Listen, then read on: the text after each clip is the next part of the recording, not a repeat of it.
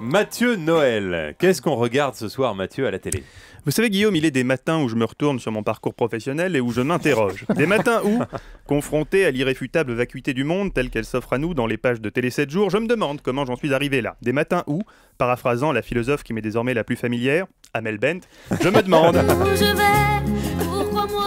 Amel Bent qui, après la chanson et la philosophie, ajoute une nouvelle corde à son arc, la comédie, puisqu'on la retrouve ce soir à l'affiche d'Affaires étrangères, un téléfilm de TF1 au sujet duquel elle déclare, je cite, « Je n'ai pas pris de cours, je n'ai pas été coaché, mais j'ai fait de mon mieux. » Ok, du coup, nous ce soir, on va regarder Énergie 12.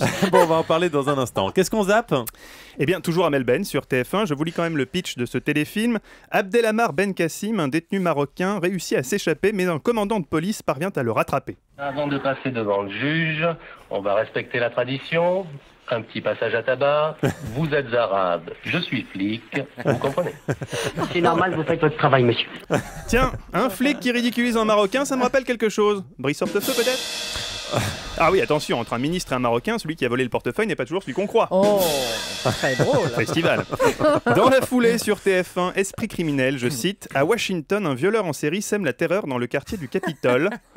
Une femme qui a réussi à lui échapper va livrer un témoignage décisif sur celui qu'on appelle désormais l'obsédé de Washington. Témoignage tout à fait décisif, puisqu'on va enfin savoir si Dominique Strauss-Kahn porte à gauche ou pas. Enfin, sur France 3, Pale Rider, encore un film dans lequel Clint Eastwood incarne un justicier solitaire qui dézingue méthodiquement tous les bons hommes qui n'adhèrent pas à sa conception du monde, autrement dit tous ceux qui ont oublié de renouveler leur carte du Parti républicain. Il a beau interpréter ici un rôle de pasteur, sa politique reste la même. Lorsque je vois un adulte du sexe masculin courir derrière une femelle avec l'intention évidente de la violer, je le descends avant, c'est ma politique.